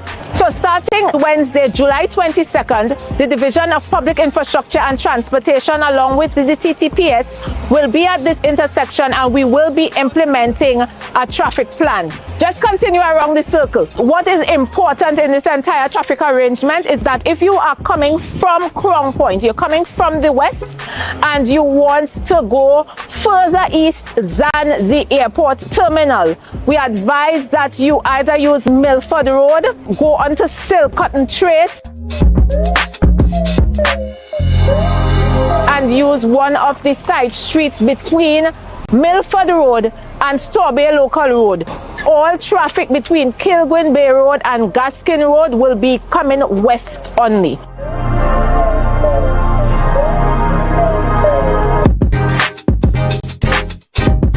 So that is one of the important points that we have to get into our systems as we learn to navigate around the new arrangements at the new A&R Robinson International Terminal going forward. But we want to assure you that we will help you to get used to it. We will circulate information. We will be here at the intersections along with the police while you get used to the arrangement to assist you in circulating and to getting to where you need to go safely and quickly.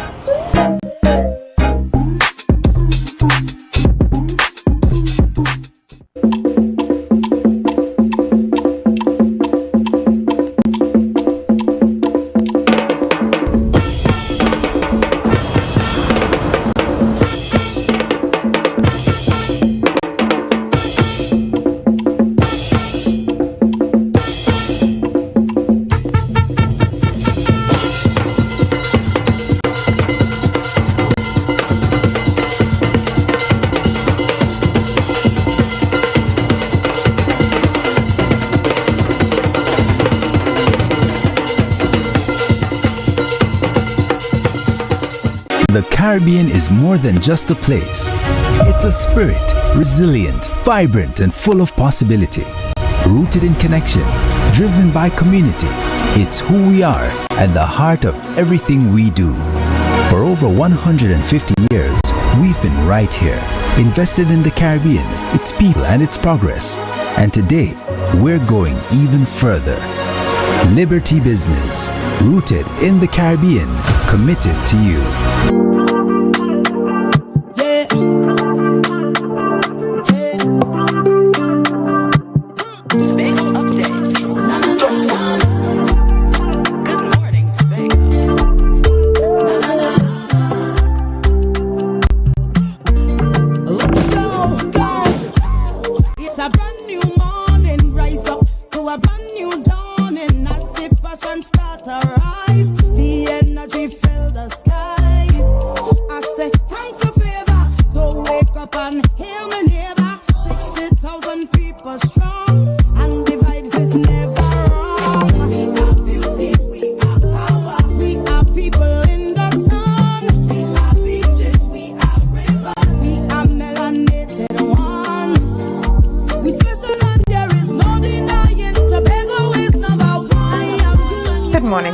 Welcome back to Good Morning Tobago right here on Tobago Updates. Ladies and gentlemen, this morning we continue our discussion and we have the privilege of chatting with the team from the National Biannual Music Festival. And this morning, sitting in studio with me, I have Mr. Shervon Braffett from Napa. Good morning and welcome. And you have a number of your colleagues that will be joining us this morning. You have Mr. Curtis Collins as well as Cherish. Yes, Cherish as well is Latosh. I hope Latouche. Thank you so much, guys, for joining us this morning. And we know that there has been a camp that has been happening here on the island of Tobago for the last couple of weeks. We had this conversation about exposing students to different aspects of music, different aspects of the art, and particularly we had different activities happening at different centers. You know, you had the PAN, you had vocal training, you had a number of other things, woodwinds. Tell us a bit about how the camp has gone thus far and where we are right now. Okay, so we are at the penultimate day of the camp. So after 3 weeks of workshop sessions, group sessions, individual training, the 5 centers are now going to meet tomorrow. Some of us meeting for the first time, but to have a grand recital celebrating and showcasing the work that students would have covered over the last 3 weeks. Specifically geared towards preparing students for the music festival competition coming up, in addition to exposing students to music. So therefore students had an opportunity to learn, instruments they probably wouldn't have crossed paths with in regular school system. So violin, clarinet, saxophone, untuned percussion, voice training, all of that. And I'll allow Mr. Collins to speak more with regards to that from the music festival side. My role as an instructor, collaborating with the THA and the Tobago Music Association, coming from NAPA, specifically the National Philharmonic Orchestra. So I was able, as a Tobagonian, to jump in the dance, have a lot of fun with the students, collaborate with the other facilitators, and just provide the best opportunity and the best chance to Tobago students. Okay. So Mr. Collins, tell us a bit about some of the different areas that the students were exposed to and where they are now in terms of that display that's happening tomorrow. Yes, so good morning again. The kids had a wealth of exposure to various disciplines. As you said, we had 5 main camps. We had pan, we had voice, we had the woodwinds, and we had percussions. We were supposed to have 2 pan studios, but that left us down to 4. So the main objective of the camp was to essentially provide a catalyst for training the young musicians in our island, and trust me, we have lots of talent. So we would have learned the basics, preliminaries. We would have learned, for example, for drumming, they would have learned posture, rudiments, how to get particular sound out of the drums. For the woodwinds and strings, they'd have learned basic theory, music theory, rhythm training, reading the clefs, getting the correct pitch from certain instruments, learning the correct chord shapes on the guitars, and fret positions on the violin, and so on. For the vocal camp, we would have taught them proper breathing, proper posture, how to project their voice, how to harmonize, how to emphasize their words and their consonants and their vowels. And in addition to that beginner training, we also started preparing some of those who are capable for the festival that begins on October 19th of this year. So we have some students who are practically already prepared for that festival. They just need some shaping up, but in a nutshell, that is what we were able to accomplish in this very short time frame, and we do hope and anticipate with the collaborations between the TMA and the THA, along with NAPA and TPAC, that we can continue this milestone so that we can continue to foster the development of music in Tobago. All right, Cherish, tell us a bit about what's important for the THA, TPAC, even the Division of Education, to continue to be a part of these type of collaborations, and how has it played into the agenda or the policy direction that you guys have intended to go for Tobago students? One thing that we usually try to instill when it comes to teaching all multidisciplinary, when it comes to performing arts, is the importance of it not only strengthening their musical ability but also their cognitive abilities as well. Music has a way of expanding into all sections of teaching, whether it be English, math, literature, their interpersonal skills. So it helps not only within the aspect of teaching them music, teaching them voice or the necessary instruments, but it also helps in their wide span learning in the environment at school. So one thing that we encourage is the confidence that it helps as well when it comes to communicating with each other, when it comes to learning new things. Like, it opens their mind a little bit more to connect on a critical thinking level, and it will in turn help them expand as they get older and as they progress in school. Understood. Mr. Collins, tell us a bit about the actual engagement of students on this particular camp. what was the turnout like, and are you satisfied with the turnout? Were you expecting more students, or were you full to capacity? I won't say we were full to capacity. We definitely could have had more students accommodating, but I believe we had a good turnout given the time frame that we had to promote and advertise the classes. I believe we had about 25 registered for the vocal camp. We had roughly within 15 for the pan. For the woodwinds, we had maybe around 15 at woodwind and strings. We had about 15 as well, and I know for the percussion, we had quite a few as well. So the turnout was feasible for a beginning, a catalyst of the program that we are trying to continue, and we hope that with further collaboration, with further promotion, and with consistency of such programs, we will be able to continue not only to nurture the students who we have. We had discovered some tremendous talents from the kids who we have had exposure with so far, and we do hope that as we continue, we invite more persons to come, send your kids. We had actually had some students from Trinidad who were in Tobago for the holidays, who were a part of some of the camps as well. So yes, bring them, it's free, and we hope that as we continue to get greater support from both the different collaborators and the people of Trinidad and Tobago. Right. And Curtis, how important is it as well, Siobhan, how important is it for not just the schools, but for parents to seek interest, and for churches to seek interest for some of their younger members? Because we know that even in the church environment, there's a level of succession that is needed for musicians as well. You go to a church and you realize that there are very few musicians in church, but yet there are a lot of young kids. And so the church becomes a key target audience as well for those young children to get involved. So next time around, next cohort, are we going to see more of the churches involved, more parents independently, and even the promotion happening earlier among music classes, among those music students, to ensure that we have greater participation? Indeed. So this project is the beginning, as Curtis and Cherish said, of future collaborations going forward.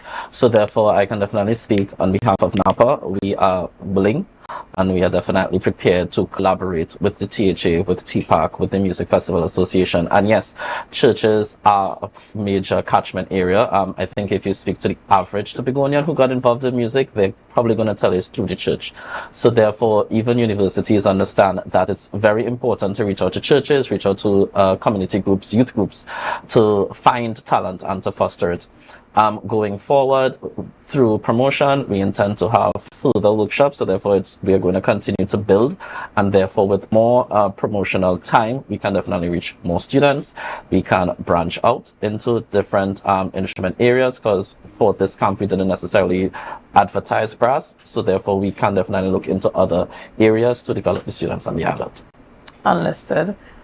Cherish, can you tell us a bit about any, if available, support for some of the students that would be moving on to the actual music festival? What type of support is being put in place for them? Yes, well, we usually work with the schools. So if there are students that will come from different secondary schools, they could connect with either myself or Curtis, and we will come in with the schools, we will work with them. Some of them, I have one particular student right now, she's already very excited for music festival. She's already picked a musical theater piece. So she's definitely going to be a good candidate. As far as the individual lessons go, it really depends on the parents and their willingness to send their children, to encourage them. And we always say, keep encouraging the children to take part in these things.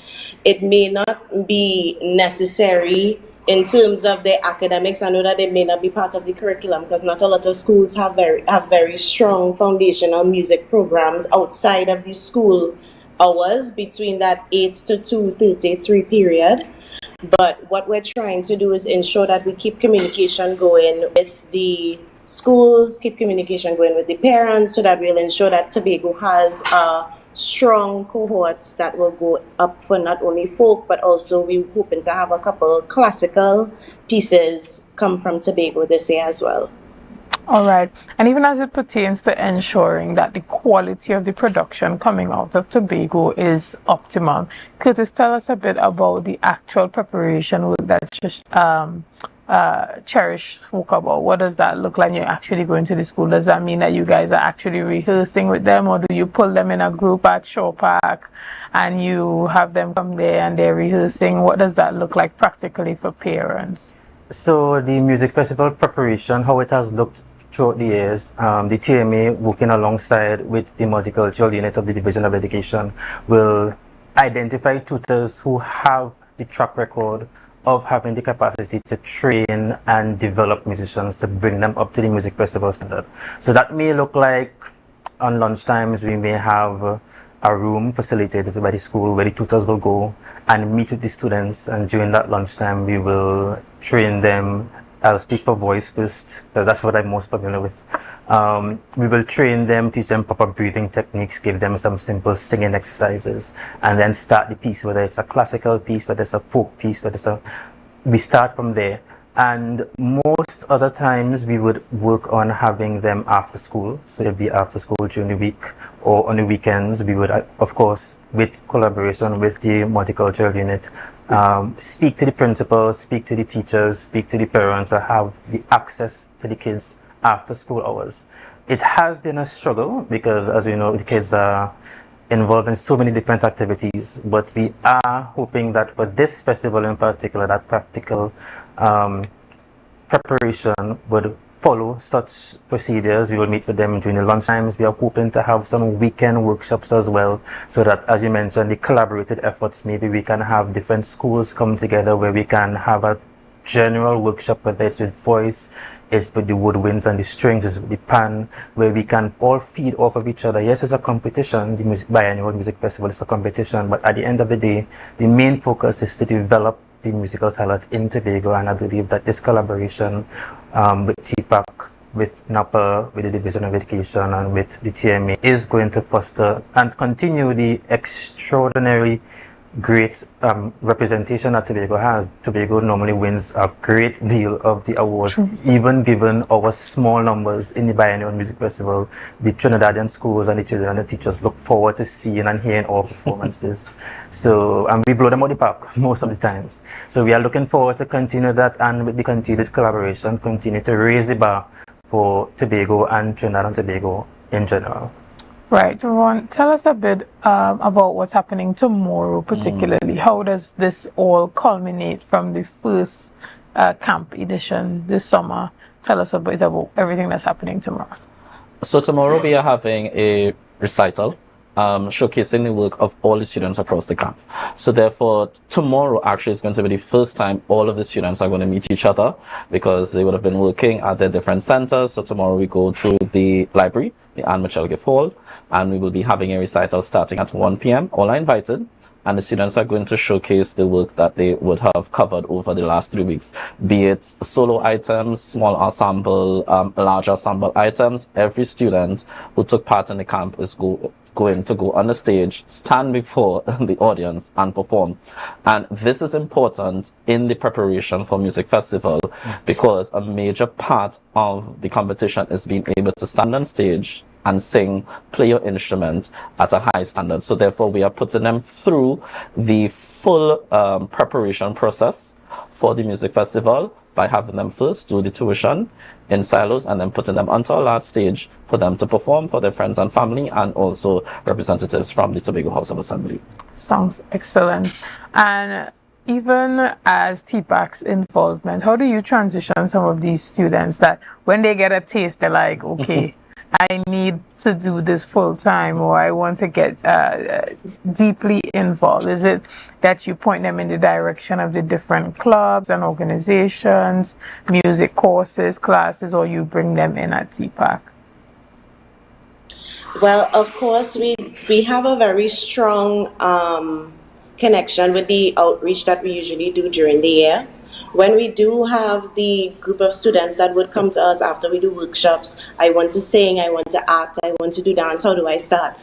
If the facilitator that's there does have a group of their own, because there are a couple residents from TPAC that do have their own established dance companies and music companies, such as myself, we give them the tools. We also communicate with the parents. We let them know, yes, we have this group available. these are the times for their lessons, these are the times that they do dance classes, that they do music. Will you be able to accommodate? And we try to set up a plan so that moving forward, they would have a community group or a dance company that they could filter into and gradually start to train and build that foundational skill. And even if there's a situation where we may not necessarily be able to accommodate in terms of telling them where they need to go, because there are a lot of specifics that come with some subjects, we would in turn take it upon ourselves to assist with some form of training, whether it be through the school or through the guardian or the ward. We would make sure that they have that development happening even after the workshop is done, because I know that sometimes, like right now, Curtis and myself were discussing yesterday that there might be a lull right after the camp and the recital because so many children are still on vacation. So what we're going to try to do as well is keep some of the individual students that have already seeked interest in music festival, try to keep a communication with them going. So when school does start, we could then filter straight to the schools and start the process of building the groups and which school is going to represent for which category, because there are different classes in music festival. There's musical theater, there's folk, there's gospel. So there's there's a wide variety of categories that a child could seek interest in. What we try to do is make sure that the communication continues even after the workshops and the recitals are done. And that will in turn not allow a disjunct to happen, so that communication will keep flowing through into when school starts in September. Excellent.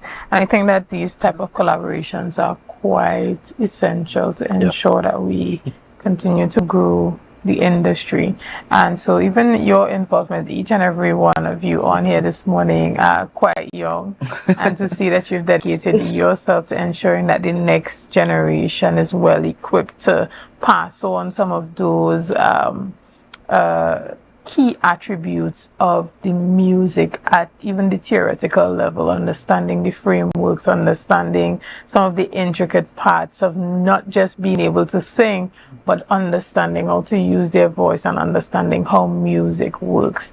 And so this is the importance of these type of collaborations with the TPAC, the division, the Trinidad and Tobago Music Association, and NAPA as well. And so we look forward to seeing the recital, being a part of that, and hearing only good things about Tobago's results in the music festival. So is there anything that you want to say to our audience looking on this morning before we wrap up our discussion?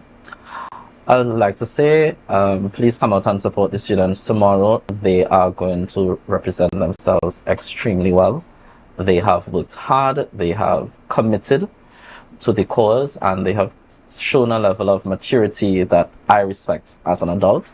The facilitators at the camp are well trained, so therefore they will produce excellent results tomorrow.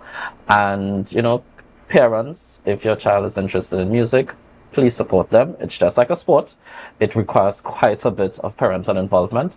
So therefore, give your child the best opportunity to be great, and, send them to a music class. Yes. Yeah, I totally agree. Even if they are in sport, that some type of musical instrument should be a part of that flow of everything that they're involved in. And so you let me know. We'll talk after I decide what I need to get my son involved in.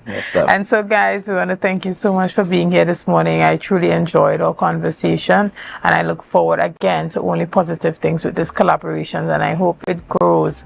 And next year you have probably triple the amount of students enrolled, because when you have this type of quality of knowledge being shared and there's not as much children there to receive it, it's a bit sad. Because the knowledge goes out, but it's only a few of them that are there to receive it. So we hope that the promotion, the collaboration, and the coordination is a bit tighter next time around to ensure that more students are involved. Ladies and gentlemen, we want to thank you so much for being a part of this morning's discussions. I want to thank you for your likes, your shares, and your comments, and all that you have been doing and continue to do to make Tobago Updates the #1 broadcaster here on the island of Tobago. Again, I am Chanel, and I'm always going to encourage you to do what it takes to make sure that today is a productive day.